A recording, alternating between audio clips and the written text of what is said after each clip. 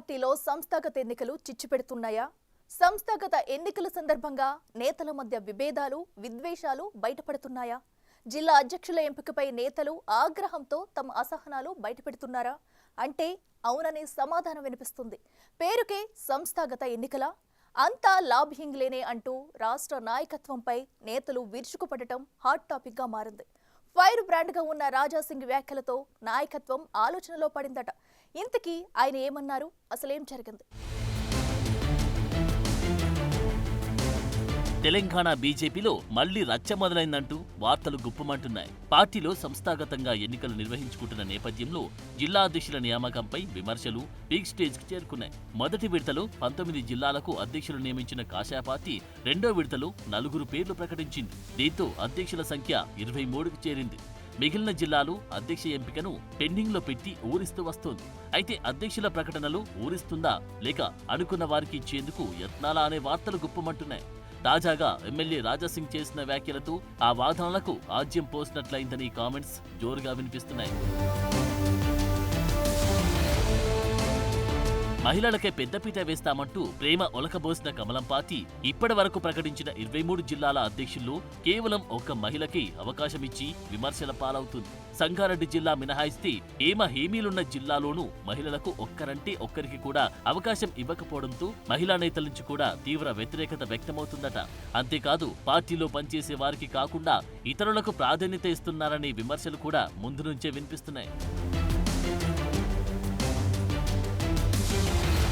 స్థానిక సంస్థల ఎన్నికల్లో విజయం సాధించడమే లక్ష్యంగా ముందుకు వెళ్తున్నామని భారతీయ జనతా పార్టీ చెబుతోంది. గ్రామీణ స్థాయిలో పార్టీని పటిష్టం చేసేందుకు వ్యూహాలు రచిస్తున్నామని చెప్పుకుంటుంది. అందుకు భిన్నంగా నేతల తీరు కనిపిస్తుందని సొంత పార్టీలో చర్చ జరుగుతుందట. ఇప్పటికీ బూత్, మండల స్థాయిలో కమిటీలను సైతం ఏర్పాటు చేశామని, అందులో భాగంగానే ఆయా జిల్లాలకు అధ్యక్షులు నియమిస్తున్నామని రాష్ట్ర నాయకత్వం చెబుతున్నమాట. ఇప్పటికే 19 జిల్లాలకు అధ్యక్షులను నియమించామని చెబుతున్న కాషాయ పార్టీ చెబుతున్న లెక్కలకు, చేసే పనులకు పొంతన లేకుండా వ్యవహరిస్తుందని సొంత పార్టీ నేతలే చర్చించుకుంటున్నారట. తాజాగా మరో 4 జిల్లాలకు అధ్యక్షులను నియమించడంతో మళ్లీ రచ్చ మొదలైందని పొలిటికల్ వర్గాల్లో టాక్ నడుస్తోంది. ఈసారి పార్టీలో ఫైర్ బ్రాండ్ గా పేరు తెచ్చుకున్న రాజాసింగ్ వంతు వచ్చింది. ప్రకటించిన 4 జిల్లాలు గోల్కొండ జిల్లాకు సంబంధించిన అధ్యక్షుడి నియామకం అంశంలో ఆయన రాష్ట్ర బీజేపీ నాయకత్వాన్ని ఎడాపెడా ఉతికి ఆరేశారట. ఎంఐఎం, బీఆర్ఎస్ తో కుమ్మక్కై తిరిగిన ఉమామహేంద్రకు అధ్యక్ష పదవి ఎలా కట్టబెడతారంటూ మండిపడ్డారట. ఇప్పటికీ అధ్యక్షులను ప్రకటించిన జిల్లాలు, మెజార్టీ జిల్లాలు అసంతృప్తి పీక్ స్టేజ్ లో ఉన్న నేపథ్యంలో రాజాసింగ్ చేసిన కామెంట్స్ హాట్ గా మారాయనే వార్తలు గుప్పమంటున్నాయి.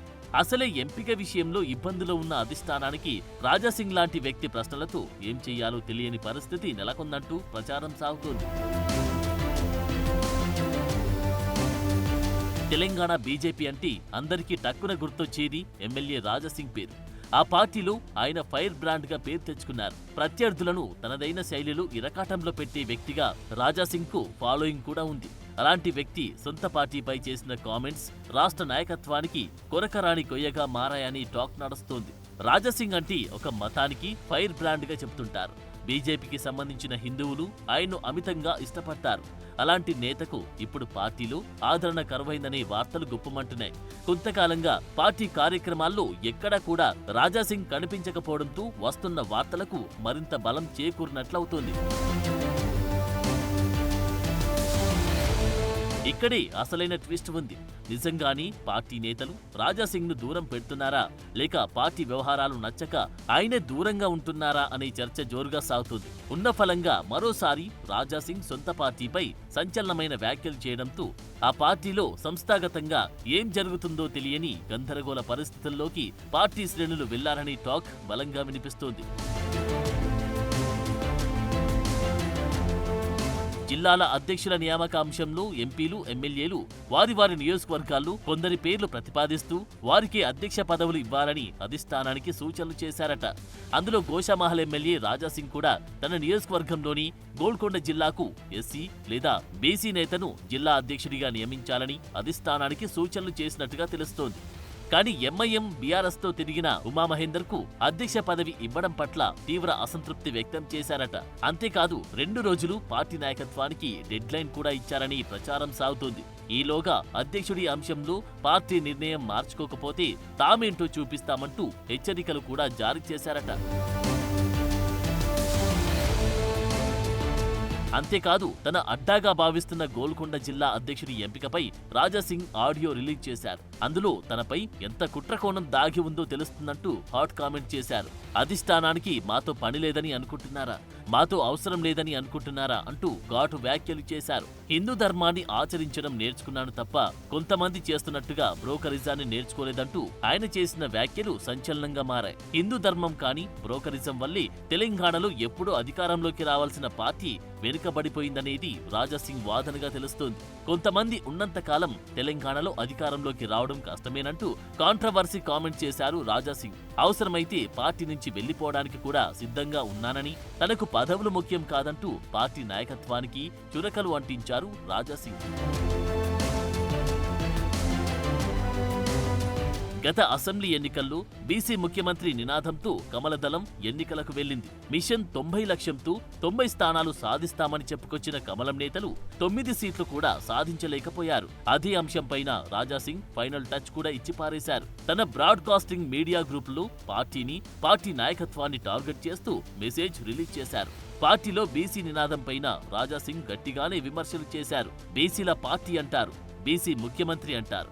కానీ స్టేట్ అధ్యక్షుడు, బీజేఎల్పీ ఫ్లోర్ లీడర్, మహిళా మోర్చా అధ్యక్షురాలుగా వేరే కులస్తులను నియమించారని, ఇదెక్కడి బీసీలంటూ రాజాసింగ్ చేసిన వ్యాఖ్యలు కాంట్రవర్సీగా మారాయట. రాష్ట్ర ప్రభుత్వం ప్రతిష్టాత్మకంగా చేపట్టిన కులగణనపై ప్రజల్లో హర్షం వ్యక్తమవుతున్న నేపథ్యంలో రాజాసింగ్ వ్యాఖ్యలకు ప్రాధాన్యత సంతరించుకునే అవకాశముందని పొలిటికల్ వర్గాల్లో టాక్ నడుస్తోంది.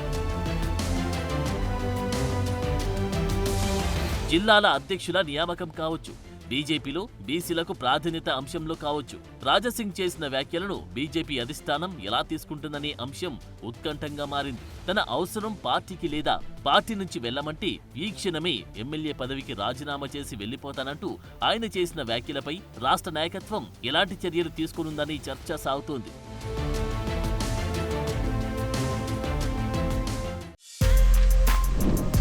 For more videos like this, subscribe Big TV channel.